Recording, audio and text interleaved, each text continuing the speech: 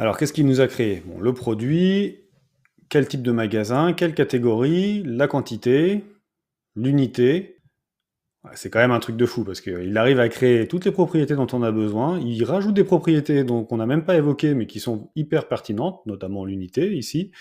Il va me proposer de rajouter la notion d'urgent ou pas. Ce qui est marrant, c'est qu'il voit un peu plus large que ce que nous on imagine en fait. Il propose des éléments auxquels j'aurais pas pensé. Salut! Aujourd'hui, dans cette vidéo, on va découvrir la nouvelle fonctionnalité de Notion qui consiste à créer des bases de données directement avec leur intelligence artificielle, avec Notion AI. Je m'appelle Vincent, je suis ambassadeur Notion, formateur sur Notion. Je te propose d'ailleurs une formation gratuite accessible directement depuis la description de cette vidéo. Et je suis également expert sur Make, qui est un outil d'automatisation qui permet d'automatiser l'ensemble de tes processus business. Cette mise à jour, qui est disponible depuis quelques jours, on est en février 2025 au moment où j'enregistre cette vidéo, elle permet de créer de manière automatique des bases de données avec Notion AI.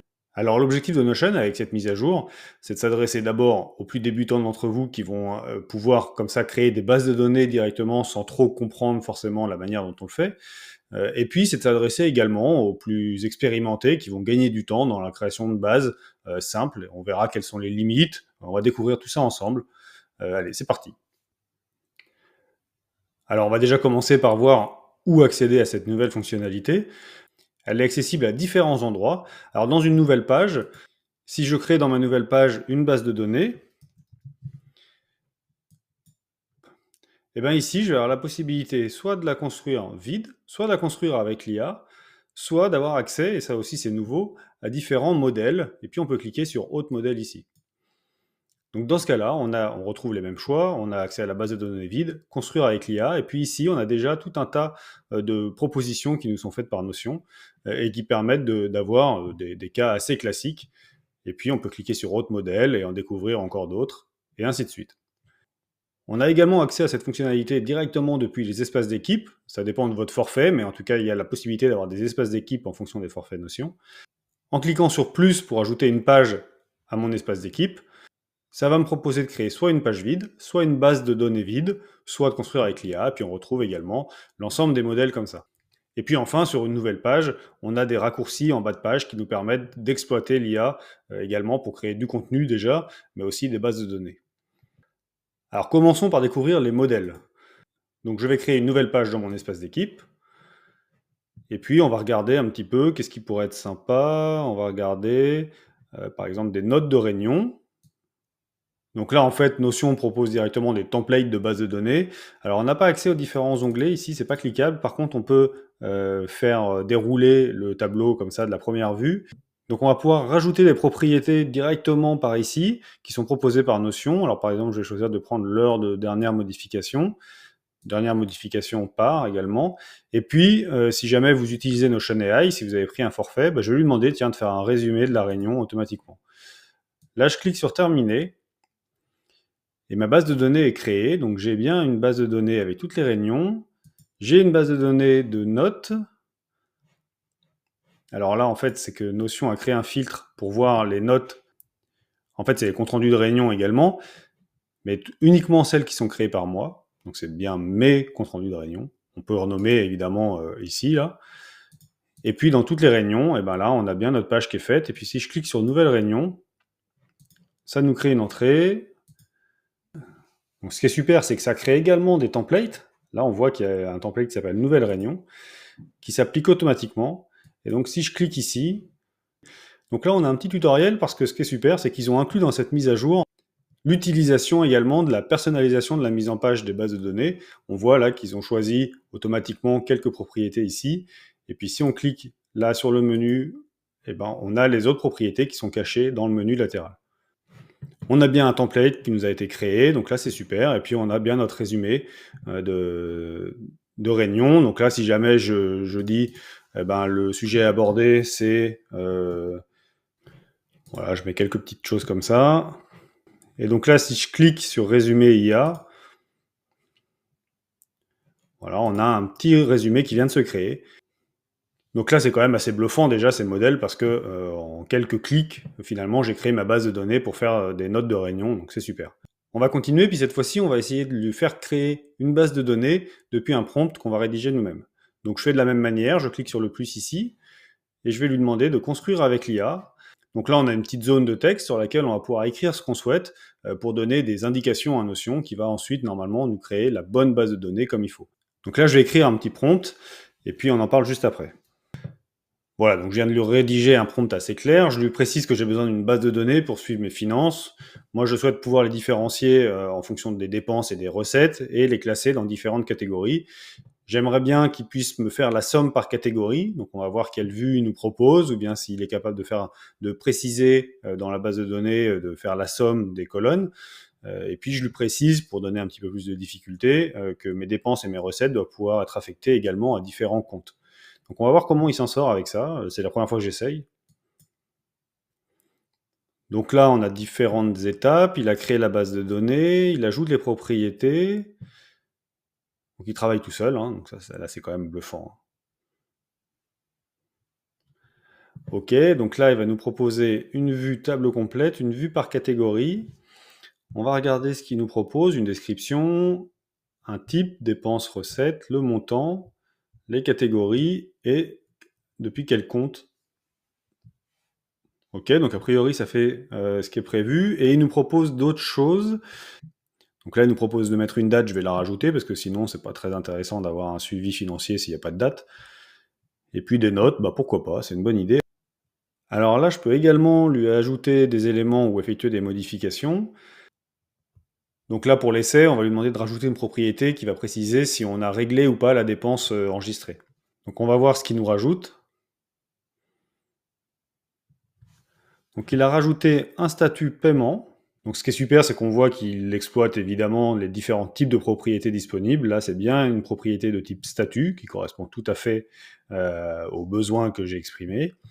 Donc on va cliquer sur terminer, puis on va découvrir notre base de données. Donc on a une table complète qui est triée par date en ordre décroissant, par catégorie. Donc là, ce qui va manquer, je pense, on va le voir, on va rentrer quelques données, mais c'est le total. Il n'a pas réussi à le faire tout seul. Et les paiements à suivre, donc là, on va pouvoir savoir ce qui est à payer, en attente et payé. Je pense que le en attente n'est pas très utile. Donc on voit que c'est pas encore parfait quand même. C'est un très très bon début hein, pour Notion, mais par contre, il y a quand même encore un petit peu d'approximation dans la compréhension. On va rentrer quelques petits éléments pour voir. Donc on va dire que c'est une dépense, le montant 39. Donc là, l'objectif, c'est de voir aussi là où il s'est un petit peu raté pour que vous ayez tous en tête la limite de cette fonctionnalité-là. Mais là, on voit bien que le montant, il n'est pas précisé en euros. Donc il faut aller dans modifier la propriété, le format, et puis mettre en euros. Comme ça, là, on a directement le montant qui se met bien en euros. Le statut du paiement, on va mettre qu'on l'a payé. La catégorie, c'est du transport. Le compte, on va dire que c'est depuis le compte courant. Donc là, on voit qu'il a mis pas mal de propriétés possibles. Hein. On l'a fait aujourd'hui, et puis je ne mets pas de note. Et donc là, on va voir la limite aussi, je pense, c'est que dans la partie transport, on n'a pas notre cumul. Donc je vais en ajouter un autre juste pour que vous compreniez. Voilà, je vais en ajouter un deuxième. Ce que j'aurais aimé qu'il soit capable de faire tout de suite, c'est de faire afficher l'agrégation, et ici, d'aller mettre la somme du montant. Là, ça aura été parfait, parce que du coup, là, je sais que j'ai 78 €. Mais globalement, c'est quand même pas mal. Alors, qu'est-ce qui manque également sur cet exemple-là hein, c'est que je pense que si je lui mets une recette, donc je vais créer une recette, imaginons que j'ai eu une réduction, je vais dire que donc c'est une recette, j'ai eu une réduction de 10 €, toujours dans le transport.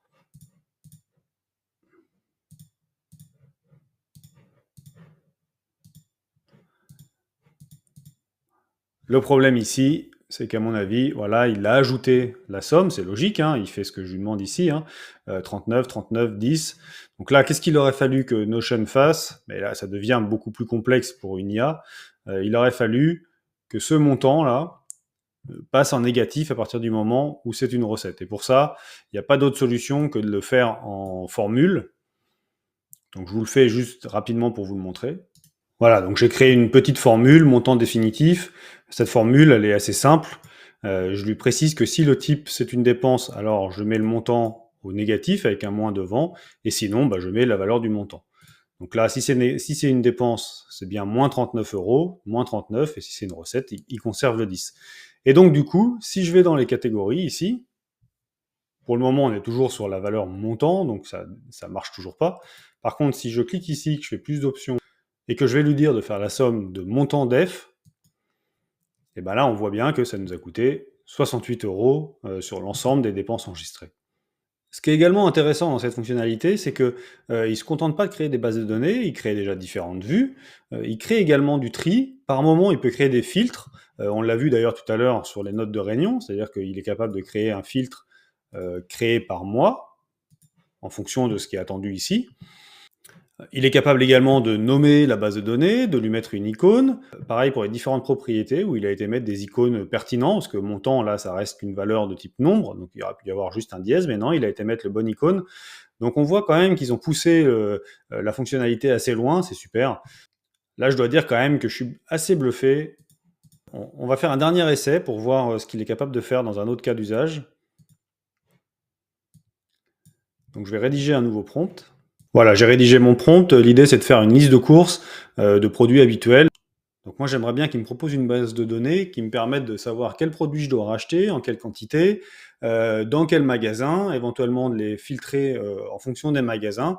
Donc là, on va voir, je ne suis pas certain que cette fonctionnalité-là soit capable de faire des bases de données avec des relations entre bases de données. À mon avis, ça va se cantonner à une seule base de données, mais on va découvrir ça ensemble. Donc on passe par les mêmes étapes, création de la base, ajout de propriété, puis il va créer les différentes vues. Alors qu'est-ce qu'il nous a créé? Bon, le produit, quel type de magasin, quelle catégorie, la quantité, l'unité. Voilà, l'unité, ça, j'y aurais pas forcément pensé tout de suite. Ouais, c'est quand même un truc de fou parce qu'il arrive à créer toutes les propriétés dont on a besoin. Il rajoute des propriétés qu'on n'a même pas évoquées mais qui sont hyper pertinentes, notamment l'unité ici. Il va me proposer de rajouter la notion d'urgent ou pas. Et là, c'est une case à cocher. Ok, je vais la prendre. On a également une vue par magasin. On va découvrir comment il l'a rangé. Mais là, ça a l'air d'être un Kanban. Une vue tableau. On peut rajouter des notes, pourquoi pas. Ici, on peut toujours lui demander des modifications ou d'ajouter des éléments, mais pour le moment, là, ça me paraît pas mal. Puis on va cliquer sur terminer. Alors là, ce qui est intéressant, c'est qu'il nous l'a déjà groupé. On voit ici, là, il a fait un groupe par catégorie. Il n'a pas mis de filtre par contre, mais c'est logique. Et puis par magasin, voilà, il nous a proposé un Kanban. Donc on va retrouver tous les éléments. Donc là, par exemple, je vais lui demander d'acheter des produits laitiers. Donc je vais créer un item. Ah oui, donc là, on voit les différents types de magasins. D'accord. Il a pensé aussi à des choses. Ah, c'est quand même fou, hein, parce qu'il. Ce qui est marrant, c'est qu'il voit un peu plus large que ce que nous on imagine en fait. Il propose des éléments auxquels j'aurais pas pensé. Donc là, on va acheter ça au supermarché. C'est la catégorie produits laitiers, forcément, puisqu'on est déjà dans ce groupe-là. On va lui dire qu'on en achète 6. Et en unité, qu'est-ce qu'il nous propose? Kilogrammes, litres, millilitres, à l'unité, à la pièce et au paquet. Et on voit en plus que, quelque part, il a fait des sous-groupes d'unités, puisqu'il a mis des couleurs qui correspondent. Là, tout ça, c'est des poids ou des volumes. Unité, pièce, c'est à peu près la même chose. Et puis le paquet, c'est encore autre chose. On va dire qu'on en achète 6 unités et que c'est urgent. Et on retrouve ici, forcément, par type de magasin. Alors, ce qui aurait été pas mal, ça aurait été qu'il fasse une vue par magasin, une vue supermarché, une vue pharmacie, une vue marché, et ainsi de suite. Bon, après, c'est assez simple à faire. En fait, il suffit de la filtrer ici et de dire le magasin supermarché. Voilà. Et puis lui préciser de masquer les groupes vides. Et puis ensuite, on peut dupliquer la vue autant de fois qu'on veut, changer notre filtre. Enfin, voilà, vous connaissez ça. Quoi qu'il en soit, je dois quand même avouer que c'est vraiment bluffant, ça fait gagner un temps fou sur les premières étapes. Alors si je dois rentrer un petit peu plus dans le détail de mon avis, franchement c'est assez bluffant à quel point en quelques phrases on arrive à lui faire créer quelque chose qui prenait quand même un petit peu de temps au départ, le temps de structurer son esprit, de penser à tout, puis surtout il nous propose des choses qu'on n'a pas évoquées dans le prompt, donc ça c'est vraiment top. Donc je pense vraiment que pour les débutants, c'est génial parce que c'était l'objectif d'ailleurs de cette fonctionnalité, c'était quand même d'enlever le frein au démarrage de Notion qui est quand même assez dur. On arrive sur une page blanche, on ne sait pas trop comment faire. Si on veut tout de suite créer une base de données, c'est quand même un petit peu balèze. Donc là, ça permet d'enlever tout ce problème-là. D'ailleurs, cette fonctionnalité-là, si je dis pas de bêtises, elle est accessible même si vous n'avez pas Notion AI. Là, c'est le cas dans l'environnement sur lequel j'ai fait la démo. J'ai pas Notion AI dessus. Et pour autant, c'est accessible pour ça. Je pense qu'ils ont tout à fait compris que ça leur permettait de faire rentrer des nouveaux utilisateurs beaucoup plus facilement.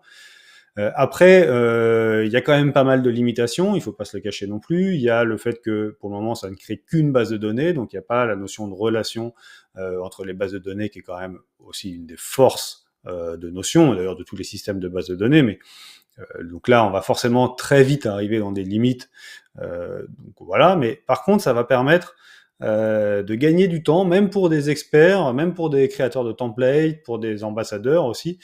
Tout ça, ça fait gagner beaucoup de temps parce que le point de départ, je crée une base client, je crée une base de tâches, je crée une base de projet, je crée des choses comme ça.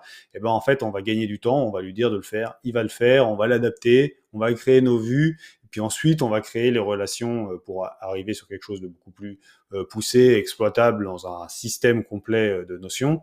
Mais franchement, c'est peut-être la mise à jour qui me bluffe le plus depuis toutes celles qu'ils ont annoncées à Make with Notion. Là, pour moi, ils règlent un vrai problème d'accès pour les débutants et ça va leur permettre de faire grossir encore plus la base de données des utilisateurs. Alors évidemment, si cette vidéo t'a plu, n'hésite pas à t'abonner à ma chaîne. Je vais faire régulièrement des vidéos comme ça sur les nouvelles fonctionnalités ou sur une façon de faire telle ou telle chose dans Notion.